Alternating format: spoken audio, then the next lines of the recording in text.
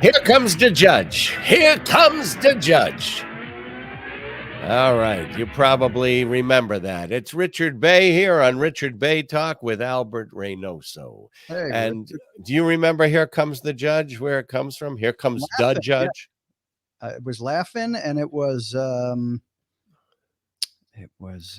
Sammy Davis Jr. who did it, but you know where he got it from? No. Pigmeat Markham.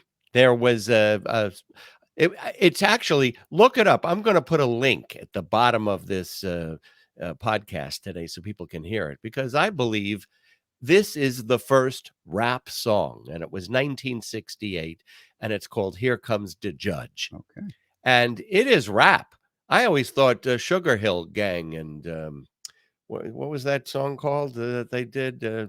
Motel, Hotel, Holiday Inn. You know, I always thought that was the foundation of rap music, the very first example of it. But listen to this, Pigmeat Markham. Here comes the judge, and it's appropriate for today because here comes the judge. Can we see her picture? This is Eileen Cannon, and this is the only picture you can basically find of her other than her wedding pictures.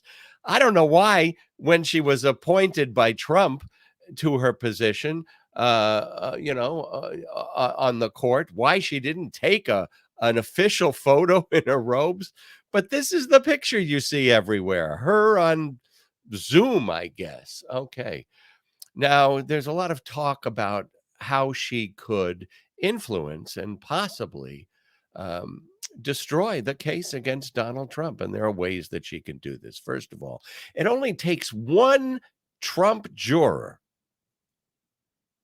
to acquit him, and the case is over. He's acquitted. So 12 jurors, one is a Trumpster, and they acquit. Now, when they go through the voir dire, when they choose, I mean, she could actually disqualify some of the challenges that come up with members of the jury. That would influence that. So you could also that would be a hung jury, actually, if one juror said he's innocent, and then they'd have to try the whole thing over again. She could also disallow the attorney-client privilege, which is a piece of the evidence that was allowed in a previous case. She could, she could make all sorts of decisions that would hang up the prosecution. And a lot of people say that her conduct in the previous trial, which had to do with the F.B.I. at Mar-a-Lago, demonstrated that she has some bias, a favoritism towards Trump, and that she should be recused. Now, the federal law says any judge shall disqualify himself in any proceeding in which his or her impartiality might reasonably be questioned. I think her impartiality can be reasonably questioned, and I listen to the reasons why they're not going to question it, before the court and ask for a recusal. But come on, man, there is another judge, and he's in the same county, Palm Beach County, who I think could take over this case and actually deliver unbiased decisions. In fact, he's probably the only judge, the best judge, to decide this case. And if Judge Eileen Cannon does recuse, he should take over. This is the judge. Criminals set free. Fancy, fast-talking lawyers. Absurd sentences. Across this country, citizens have lost faith in a once great legal system. Where can Americans turn now for justice? The answer, Judge Bey and his Court of Last Appeal. Next on the Richard Bey Show. America, he's your last chance. And that's why we have created a jury of their peers. In fact, during the voir dire, I asked every one of them if they were a doctor. and none of them were. And the reason I did that was because they should have the defendant should have a jury of his peers, not a doc. Yeah, that joke went over well during the show too. All right, but listen to some of these other cases. All right, so everybody knows about DeSantis and the actions against Disney, and Disney suing DeSantis, and I think there was some sigh of relief when the judge that it was assigned to turned out to be an Obama appointee, a judge who had decided against DeSantis several times before. I mean, if anything, DeSantis had gone to the court and asked him, not asked, but requested a recusal because they said that he was biased against DeSantis. Well, eventually the judge said, your motion to have me remove myself from the case is, what was the word that he used? A blatant use of judge shopping. But in the end, the judge did recuse from the case. You know why? Because his wife had a cousin who owned 300 shares of Disney stock. It was so far removed from him, but he said this could create the public perception of bias or impartiality. And he recused himself from the case. So where does the case go now? It goes to a judge called Alan Wisson, who's an appointee of President Trump and who once worked for Pam Bondi, the Republican Attorney General of Florida. Oh, that should be unbiased. In Texas, we had these people when they were starting their case for the abortion pill. They went to Amarillo, Texas, to file their case. Why? Because the judge in Amarillo, Texas, was anti-abortion, had worked with groups that were anti-abortion, had written about how he was anti-abortion, and when he gave his decision, he used anti-abortion language when he prescribed the dissemination of the anti-abortion drug using a law from the 1880s, the Comstock Act. Now, in his decision, he didn't refer to a fetus or an embryo. He referred to the unborn human. This is one of the things that really just gets me. The unborn human. 10 to 20% of pregnancies end up in either a miscarriage or a stillborn birth, stillborn, if that can be called a birth. So maybe we should call them the unborn or the unmiscarried or the unstillborn. I mean, calling a fetus the unborn is sort of like me calling Albert Reinoso the undead. Albert, you're the undead. Why would you say that? Because every single person will die someday. So every single person is the undead, but not every fetus, not every embryo. Some embryos, fall into the toilet and get flushed into the sewer, but not every fetus, not every embryo is born. So calling them the unborn is basically a sign of bias already. Okay, it's a way to manipulate language. All right, then. Oh, what else do we have? So they went judge shopping in Amarillo, and they got the abortion pill banned by Judge Kaczmarek. Then in another case, two judges, both appointed by Trump, Carlson and Ho, decided that if you have a restraining order for domestic violence, that cannot be a reason for the police or the authorities to take away your guns. And their reasoning is because in the 1700s, they didn't have any laws that said you could take away a gun if you were beating your wife to a pulp, or if you threatened your wife that you were going to shoot her. There were no laws about that back then. So how can we restrict the Second Amendment? That was their reasoning.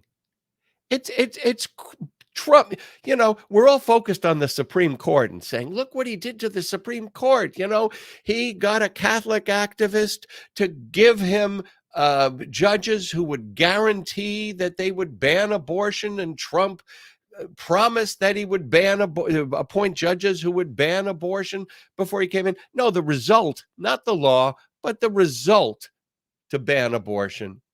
And then a Catholic activist gave him the list and got judges that would enforce the dictates of his church. Jeez. And we talk about George Soros, the Jew who controls everything. All right. And by the way, the judge in that restraining order said, well, this is a slippery slope. If we take guns away from somebody who has beaten up their wife or threatened her to murder her, what's next?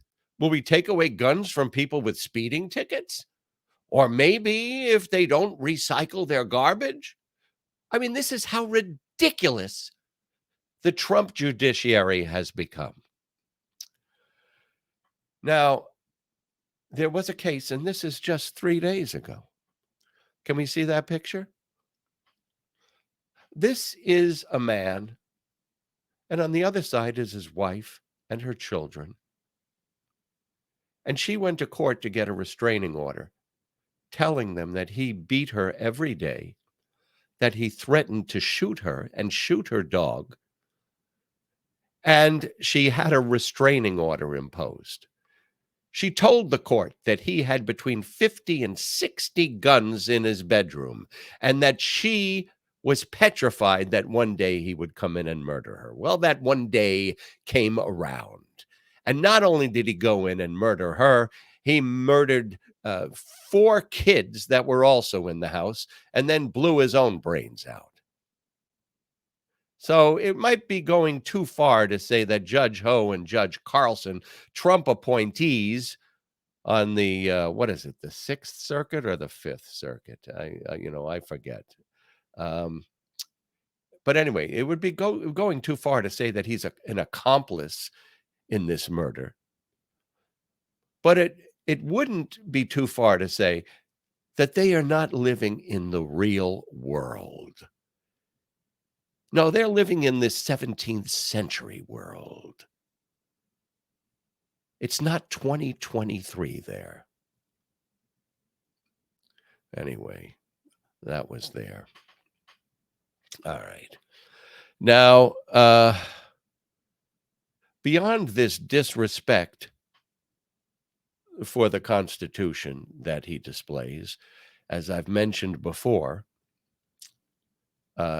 Ron DeSantis was found to be not only in violation of the state constitution, but the federal constitution when he dismissed and fired a prosecutor on the west coast of Florida. But who cares? I mean, there's a guy that I speak to every week after the podcast. He texts me and we go back and forth, and he was a Trumper. Now he's a DeSantis fan. And he said to me, what's the difference? So he was found to have violated the Constitution, but the judge could not reinstate the prosecutor. He said, it's not in my authority to reinstate him in his old job. And that's what matters. And that's the attitude of so many Republicans these days. And it even goes much further than that. They want to dismantle the Department of Justice, the F.B.I. This is what DeSantis is proposing now. Take a look at this.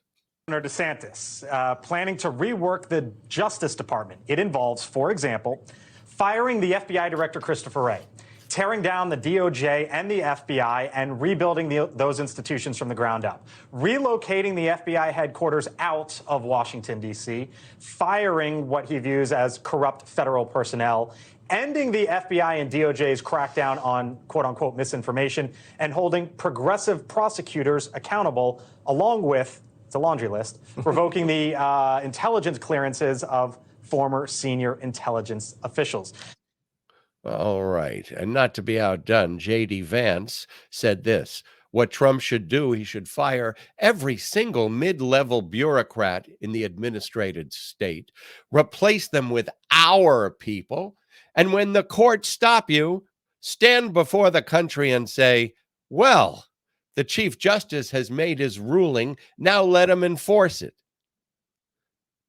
This used to be the Law and Order Party. This used to be the party that carried the Constitution around in their pockets and waved it around. He's basically saying, I don't give a shit what the court says, by any means necessary. Now, that phrase is usually attributed to Malcolm X, and he received a lot of criticism as well as historical commentary, because it included violence. Well, so does Trump's, as we saw on January 6th. By any means necessary. Jamul Bowie, who writes opinion columns for the New York Times, and I think he's the best opinion writer out there at this point since Leonard Pitts resigned. Leonard Pitts was fabulous at the Miami Herald. And this is what Jamul Bowie wrote this week. We can look at the history of the modern Republican Party stretching back to Richard Nixon, and we will see a pattern of presidential criminality and contempt for the Constitution, backed in each instance by most Republican office holders and politicians. For Nixon, it was Watergate. For Reagan, it was Iran-Contra. For George Bush, it was the ill-founded, sordid effort to fight a war and to torture detainees. For Donald Trump, it's his entire presidency. It's a highly instrumental view of our political system in which rules and laws are legitimate only if they allow for the acquisition and concentration of power in Republican hands. And Trump is the apotheosis of that propensity. It doesn't matter. I mean, it's really leading to the textbook definition of authoritarianism. The law doesn't matter. The constitutions don't matter, whether they're state or federal. What matters is power for the party, power for the leader. You got to remember, hey, the Third Reich, they had judges, they had prosecutors. Stalin had judges, had prosecutors. And the whole idea is not to tear down these institutions and clean them out or drain the swamp, as they said. No, the motivation, as J.D. Vance articulated, is to repopulate them with our people, as Trump did at the very end when he scurried to find an attorney general, that would do his bidding. Now, look at the Republican candidates who have come forward and said that they are going to pardon Trump if you vote for them. That's the promise. They're going to pardon Trump, even if he's convicted of these serious crimes that endanger national security. So that's a campaign promise. Now, what do you think would happen if Joe Biden pardoned Hunter Biden, gave him a preemptive pardon? We all look back and we know what Trump did as he left the White House. He pardoned Paul Manafort. He pardoned Steve Bannon. He pardoned Roger Stone, all his cronies. But what you may not be aware of is that he had a meeting with two of his lawyers and said, I want to give a preemptive pardon to the members of my family, to Ivanka and to Jared. And they were in the meeting. A preemptive pardon. Now, the lawyer said, oh, no, don't do that. Don't do that. But Trump persisted. And over the next week or so, he came back and he brought it up again. And, the two lawyers that were in the room eventually deterred him from doing that. But what do you think? Don't you think their heads would explode if Joe Biden said, in the interests of comedy and it's an election year, I'm going to give a preemptive pardon to Hunter Biden? But he would never do that. Now, the people that helped Trump transport all those documents, some of them classified, some of them only newspaper clippings, they called them the Beautiful Mind boxes. And that came from that movie, The Beautiful Mind, with Russell Crowe, where he's playing a Nobel Prize-winning mathematician who is suffering from paranoid schizophrenia. And he collects all these articles and pictures, and he can see distinctions between them. And he's got arrows, and it's all connected somehow. And with Trump, these documents, they're my documents. It's mine. Give me that box. He even transported it up to Bedminster on his plane. Oh, there, the way the old pictures of the misers. It's my gold. It's my gold. It's my documents. Oh, it's my documents. Look at my beautiful documents. So the people that observed all this called them the Beautiful Mind documents, referring to a guy who was schizophrenic, which might lead to another Trump defense, an insanity defense. And Bill Barr, although he didn't mention that defense, referenced Trump's psychological state in this interview last weekend. Listen to this. Country at risk if he was in the White House again? He will always put his own interests and gratifying his own ego ahead of everything else, including the country's interests. There's no question about it. This is a perfect example of that. He's like a defiant 9-year-old kid who's always pushing the glass toward the edge of the table, defying his parents to stop him from doing it. It's a means of self-assertion and exerting his dominance over other people. And he's a very petty individual who will always put his interests ahead of the country's, his personal gratification of his ego. But our country can't be a therapy session for, a troubled man like this. Our country can't be a therapy session for a troubled man like this. Yes, perhaps insanity is his defense. And to be fair, on the other hand, we have Joe Biden. And like so many Americans, including Democrats, he is not vigorous.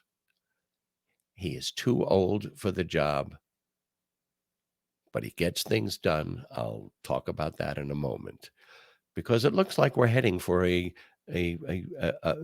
election between one man who is a troubled man, i.e., there's something mentally wrong with him, and another man who is doddering in a way as he gets older.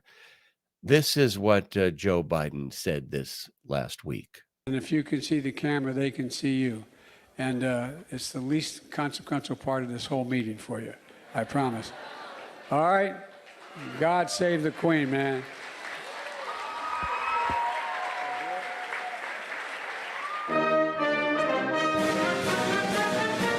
Okay, well, that was a speech that he gave about gun control and gun violence in America. God save the Queen. Where that came from, who knows?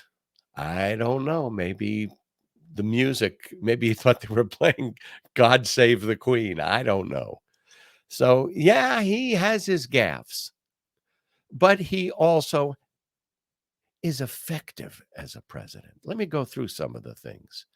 Last June, A year ago, inflation was 9.1%. It's now 4%.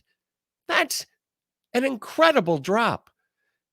There's a surge in manufacturing jobs because of the legislation that he championed. And there have been articles about it this week, but there's no headlines about it. Unemployment, it was historically low a few weeks ago, even lower than Trump, but now it's it's still historically low. Black unemployment, historically low. NATO is back as an effective force. Do you remember when the foreign leaders were all laughing at Donald Trump? They were in the corner looking at him and pointing. Well, those people who say, oh, we're not respected anymore. Oh, no, we're respected again. We're pumping more barrels of oil per day than we ever did in the Trump White House. We're pumping 12.4 million barrels of oil a day. Infrastructure. My God, we just saw that I-95 collapse. Now, that wasn't a structural problem, but all over the country, bridges are in dire need. Roads are in dire need of repair. And you got to remember, Trump every week promised infrastructure week. Joe Biden got it done. He lowered some of the drug prices, fought climate change, $10 billion for mental health care. The Republicans going, oh, this isn't a gun problem. It's a mental health problem. If you look at those states where they have the highest homicide rates by gun, and then look at what they allocate to mental health, they're some of the lowest in the country. But Joe Biden allocated $10 billion for mental health treatment. And the CHIPS Act.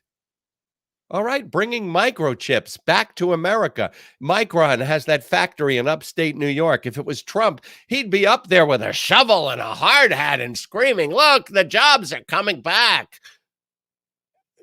Biden, it's hardly ever mentioned. And then there's something that I didn't even know about. He signed the Respect for Marriage Act, which under federal law recognizes gay marriages. So if any state wants to say that they don't recognize it and that person has been married in another state, they will have to recognize it. So that's a list of his accomplishments. Now let's look at Trump. He promised a wall. No wall. He promised it would be paid by Mexico. It wasn't paid by Mexico. He promised to assign a prosecutor to go after Hillary Clinton and put her in jail. No prosecutor, no jail. He promised to drain the swamp. Well, obviously he didn't do that because they're all talking about doing it now. He rode a healthy economy, and he did have a healthy economy until COVID hit. But it was rising under Obama, and he rode the wave. And of course, there was no infrastructure week with Donald Trump. So when I look at these two candidates and I have to choose, it reminds me of the 2016 election. If I had to vote for a rapacious, self-centered, intelligent, experienced candidate over a rapacious, self-centered, inexperienced, unintelligent candidate, well, the choice was clear. In this case, if I have to vote for Trump or DeSantis over Biden, I'll take Biden any day, even with his God Save the Queen.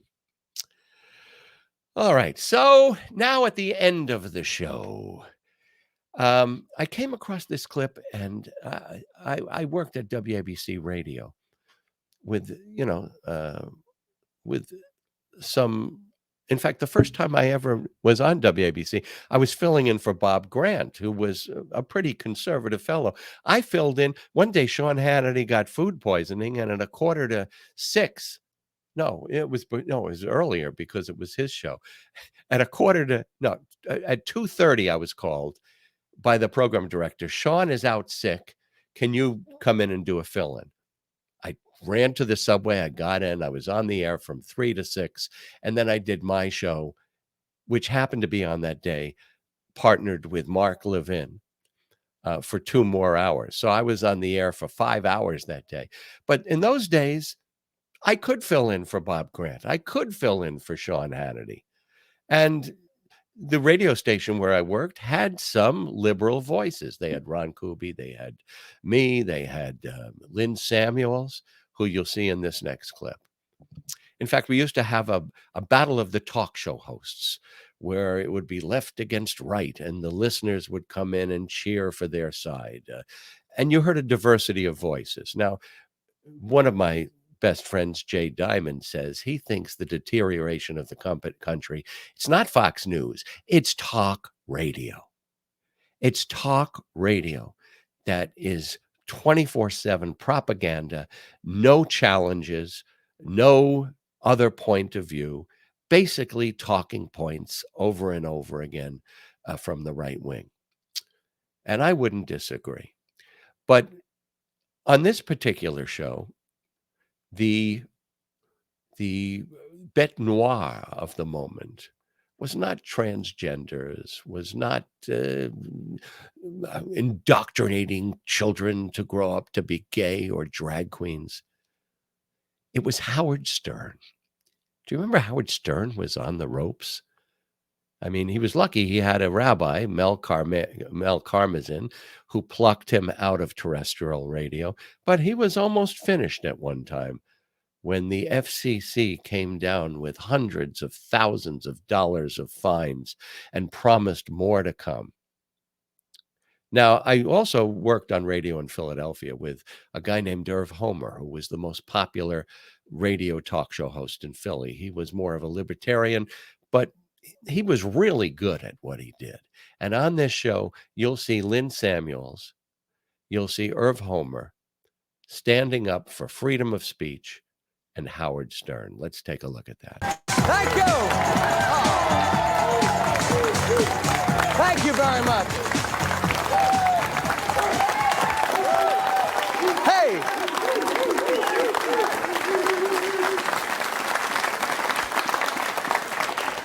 Now, to you at home, that may have sounded like applause, but it was actually 200 people playing Butt Bongo Fiesta.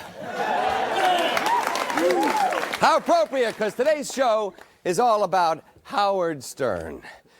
Now, I used to be a big Howard Stern fan. I used to listen every morning to the radio show.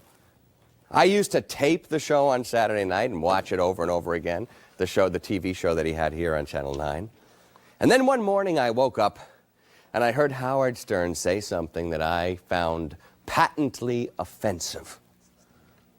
And it wasn't any of his sexual jokes or sexist behavior. It wasn't the racist or anti-Semitic humor you'll find.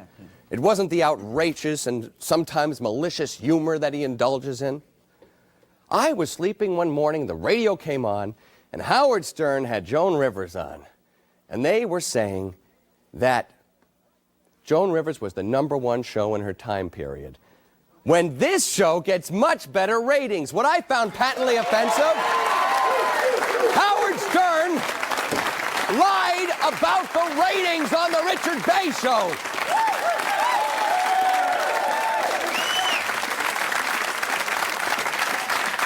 Now, you can call me a jerk. You can say that I have a small sexual member. You can make jokes that I have rodents crawling up my canal anywhere in my body. You can say any of that.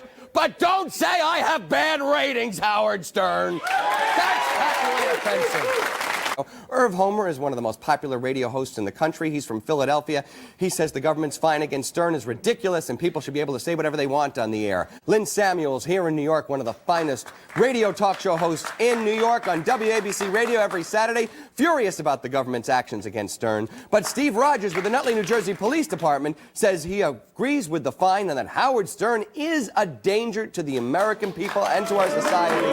Liz Capassi with Eagle Forum also says Stern should not only be fined, but personally, she'd like to see him taken off the air. That's our panel here today.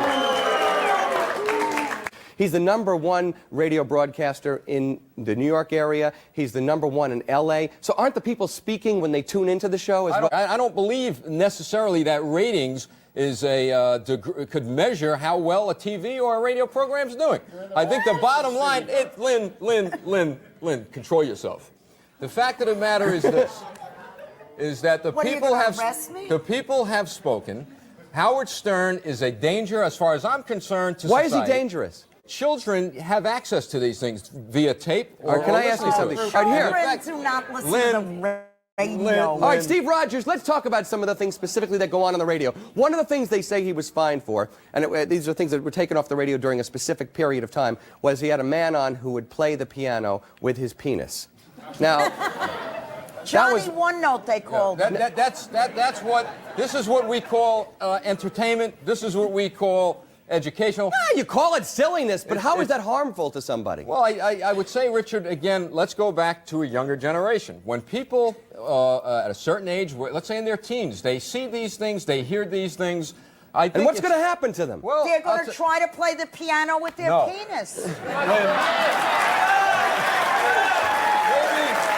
Maybe she's right, Richard. And yours reach far enough, so you're upset. And let's point out, it's difficult to do that with a flaccid penis, right? All you are doing is making celebrity out of vulgarity. And Liz, this is wrong as far as the culture is concerned. Can I ask you this, though, Liz? Sure. I mean, I'm sure there have been times when you've seen this show, and you're on this show from time to time. Mm-hmm. This show, do you find this show vulgar and offensive? Yes, I do. Yes, you do. So this show should be fined as well, then. Yes, and I would hope that the proper authorities would use their authority in order to control this show as well as other shows, in order that whatever is considered as information or entertainment has a certain standard, that the communication is there. If Howard Stern wants to live his life in vulgarity, he's free to do that. Has this show been obscene yet? Privately and independently. Liz, but the broadcast industry but does whose not standards, have to support Liz? him. Whose standards? All these people here you like the show, right? You came down here today? What? Do anything he wants. You don't like it, change the station. It's all in your ears. You're not even seeing anything. It's all in your imagination, which is the beauty of radio. Why is it? If we do get child pornography on the air, Lynn, you're going to say anything goes? What is child pornography? You're making a big leap there. Okay, we're going to go to break. It's nothing. To others, it's something. You can change the channel if you don't like Howard Stern. You can change this channel. Just don't do it with your sexual organs. We're going to take a break. We'll be right back in just a moment. Boy. I miss Lynn so much. Wait, Richard Bey. But they're not going to take this podcast off the air, I can assure you, okay? But I also want to thank you for watching. Please subscribe and share it wherever you can, Facebook or, with friends. And as always, all my best. Take care.